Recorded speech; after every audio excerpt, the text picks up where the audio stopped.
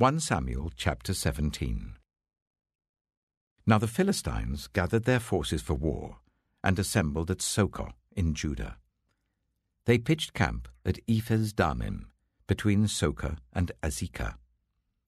Saul and the Israelites assembled and camped in the valley of Elah, and drew up their battle line to meet the Philistines. The Philistines occupied one hill, and the Israelites another, with the valley between them.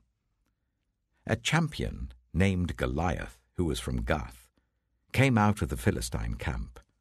His height was 6 cubits and a span. He had a bronze helmet on his head, and wore a coat of scale armor of bronze weighing 5,000 shekels. On his legs he wore bronze greaves, and a bronze javelin was slung on his back. His spear shaft was like a weaver's rod, and its iron point weighed 600 shekels. His shield-bearer went ahead of him. Goliath stood and shouted to the ranks of Israel, "Why do you come out and line up for battle? Am I not a Philistine, and are you not the servants of Saul? Choose a man and let him come down to me. If he is able to fight and kill me, we will become your subjects. But if I overcome him and kill him, you will become our subjects and serve us." Then the Philistine said, "This day I defy the armies of Israel. Give me a man and let us fight each other." On hearing the Philistines' words, Saul and all the Israelites were dismayed and terrified. Now David was the son of an Ephrathite named Jesse, who was from Bethlehem in Judah. Jesse had 8 sons, and in Saul's time he was very old. Jesse's 3 eldest sons had followed Saul to the war. The firstborn was Eliab, the second Abinadab, and the third Shammah. David was the youngest. The 3 eldest followed Saul, but David went back and forth from Saul to tend his father's sheep at Bethlehem. For 40 days the Philistine came forward every morning and evening and took his stand. Now Jesse said to his son David, "Take this ephah of roasted grain and these 10 loaves of bread for your brothers and hurry to their camp. Take along these 10 cheeses to the commander of their unit. See how your brothers are, and bring back some assurance from them. They are with Saul and all the men of Israel in the valley of Elah, fighting against the Philistines." Early in the morning, David left the flock in the care of a shepherd, loaded up and set out as Jesse had directed. He reached the camp as the army was going out to its battle positions, shouting the war cry. Israel and the Philistines were drawing up their lines facing each other. David left his things with the keeper of supplies, ran to the battle lines, and asked his brothers how they were. As he was talking with them, Goliath, the Philistine champion from Gath, stepped out from his lines and shouted his usual defiance, and David heard it. Whenever the Israelites saw the man, they all fled from him in great fear. Now the Israelites had been saying, "Do you see how this man keeps coming out? He comes out to defy Israel. The king will give great wealth to the man who kills him. He will also give him his daughter in marriage, and will exempt his family from taxes in Israel." David asked the men standing near him, "What will be done for the man who kills this Philistine and removes this disgrace from Israel? Who is this uncircumcised Philistine that he should defy the armies of the living God?"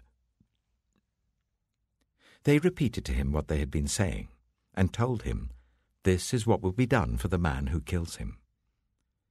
When Eliab, David's eldest brother, heard him speaking with the men, he burned with anger at him and asked, "Why have you come down here? And with whom did you leave those few sheep in the wilderness? I know how conceited you are and how wicked your heart is. You came down only to watch the battle."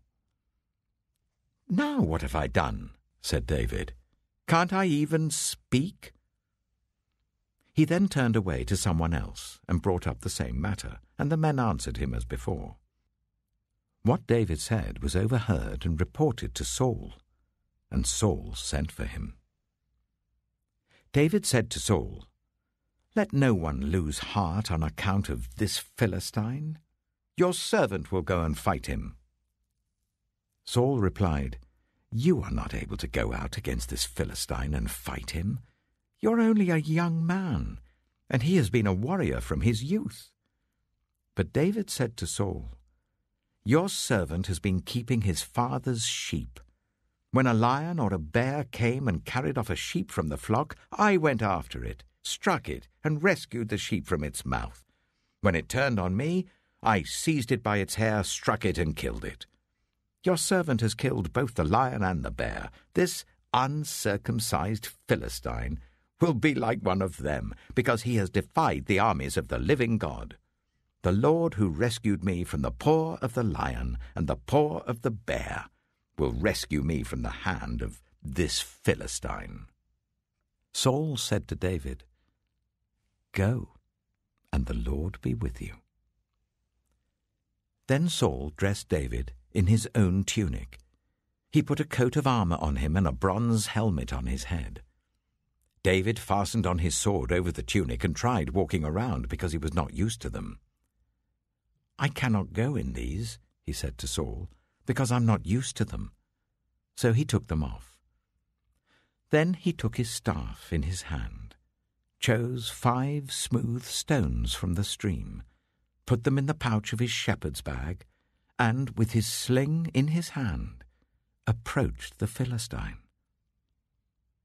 Meanwhile, the Philistine, with his shield-bearer in front of him, kept coming closer to David.